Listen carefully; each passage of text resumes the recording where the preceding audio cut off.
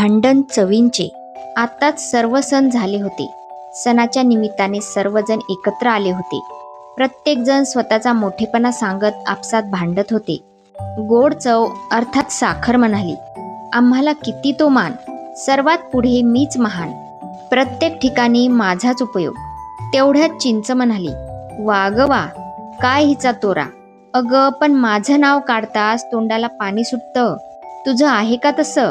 असे म्हणताच मिरची नाचत पुढे आली आणि म्हणाली, अगं ये वाकडी तिकडी, बस ना आता खाली. इथं साखरेचं आणि चिंचेचं चाललंय काय? मी काय शोभेला आले का इथं?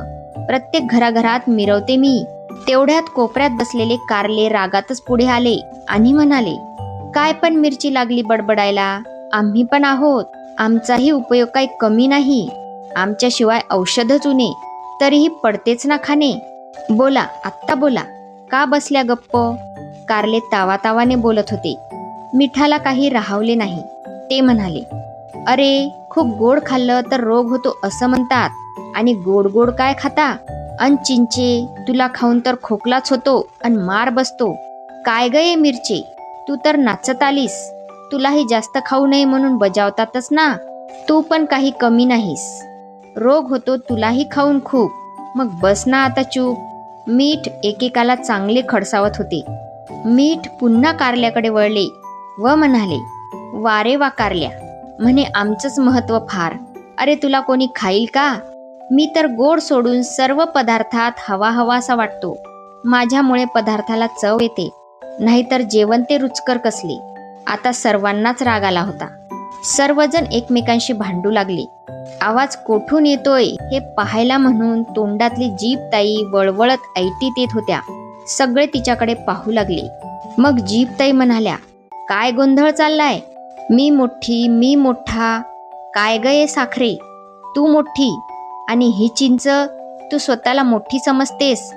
आणि मिरची ताई, कारलेराव, मीठ बाबा, बोला आता. सगळे माना खाली घालून गप्प बसले. मग जीभ ताई म्हणाल्या, अरे तुम्ही तुमचंच पाहिलं, पण मला विसरले कसे. आणि मीच नसेन तर कुठली गोड, कुठली आंबट, तिखट, कडू आणि खारट. बोला बोला, मगाशी कसे भांडत होतात, नाहीतर मी असंच करते, निघून जाते कायमची, मग बघा. तेवढ्यात नम्रतेच्या सुरात साखर म्हणाली, जीभ ताई नका ना जाऊ. मग तिच्या सुरात सूर मिसळून सगळेच म्हणाले, आमची चूक आम्हाला कळली, तुम्ही नका जाऊ, नाहीतर आम्हाला कोण विचारणार. शांततेत जीभ ताई म्हणाल्या, अरे इथं कोण लहान नाही, मोठा नाही, जो तो आपल्या कामाने मोठा होतो. सर्वांना आपली चूक कळली होती. सर्वजण मिळून जीभ ताईला म्हणाले, हो हो, आता आम्ही असे कधीच भांडणार नाही, सारे मिळून एक राहू. तर अशा प्रकारे हा पाठ इथेच संपला. भेटूया पुढच्या पाठामध्ये. तोपर्यंत धन्यवाद.